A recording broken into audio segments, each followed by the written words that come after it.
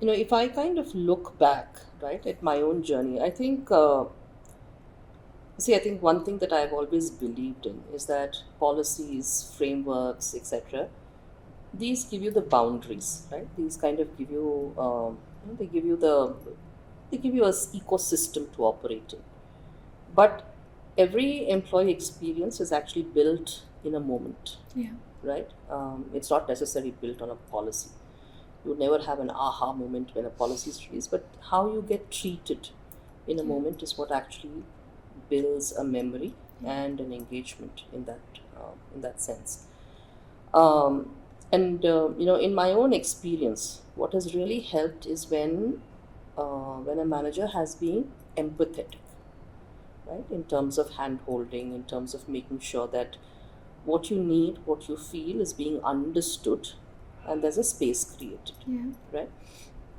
So, if I may share, I think I have two beautiful girls today, okay? But I think as I started out on this journey, it wasn't all, honey and roses or anything of that sort. I had my first miscarriage when I was planning to have a family, and this happened pretty early on. First trimester, I think it must have been in the sixth or seventh week, and it was devastating, right? It was devastating. I think everything that you spoke about, you feel inadequate, you feel incomplete, you think you can't get it right, etc., all becomes very real, and you live in that moment, right?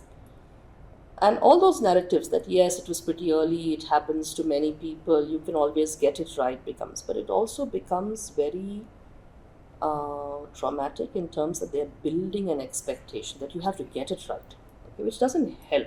Yeah. And I can say all this in a hindsight perspective. Yeah. Having lived in that moment, I can assure you it was not easy, Hmm. right? So that was the first thing, right? So I think I tried maybe after 2 years, I really don't remember. But there I had a miscarriage in my 25th week, okay, a fully formed fetus, and that was like horrible, right? You actually go through a delivery process, the fetus is born alive, and then it doesn't survive, obviously. And at that time, I think 25th week, maybe it just wasn't possible, whatever it was, right? That kills you. That really makes you think this is the end of the world, Yeah. right? And I did contemplate that, okay, maybe, I heard, oh my God, you take on a lot of work stress, you take on a lot of pressure. It must be all the traveling that you do for work and outside. That's why it happened, right? Maybe you should be more careful in the future, etc., right? Yeah.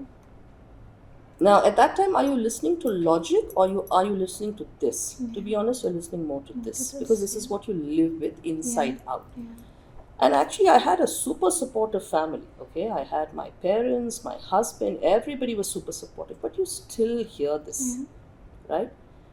I think the strong reason why I didn't give up on my career, which I was very passionate about, I still am passionate about, is because of my manager, right? He was like, don't worry, we're all here for you. Just hang in there. Okay, he was the one who came. His name was Natarajan, and I still owe my career to him.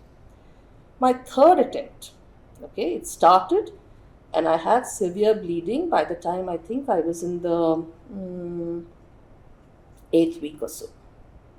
And I thought, okay, here we go again. Right, so this is my third. Now you can imagine. I was like, okay, this is it. I am not going to do this anymore. That's where I was. And when we went in for the scan, it so happened that was a twin pregnancy, and Hmm. one fetus had not quite made it, and the other one did. But what that doctor told me at that point of time was this is like what we would categorize a high risk. Hmm.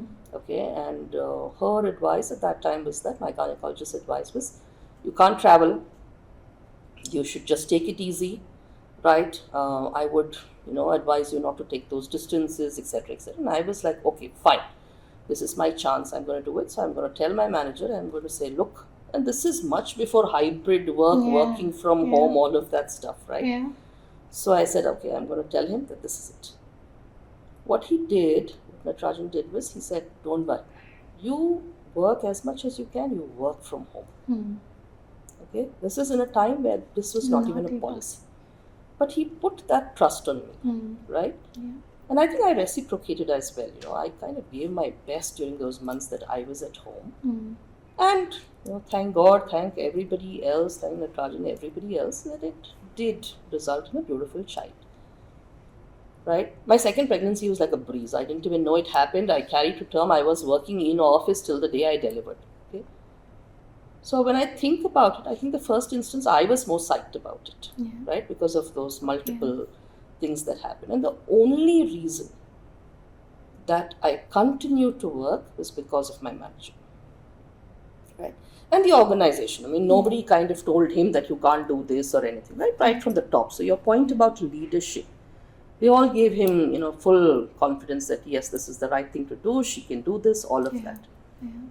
So, and I think down the line, I have also paid that back to somebody who needed it, somebody who had to do it, right? So you pay back, right, for how it happens. But I think those are the moments of empathy, of being there and understanding, It takes a little bit more to understand a person so that you can do the right thing. Yeah. If you go by either a rule book or if I know somebody very superficially, it becomes very difficult. And I think that is why managers play a huge role. And I'm not talking about male, female. I think just as people, right? I think that plays a huge role. Yeah.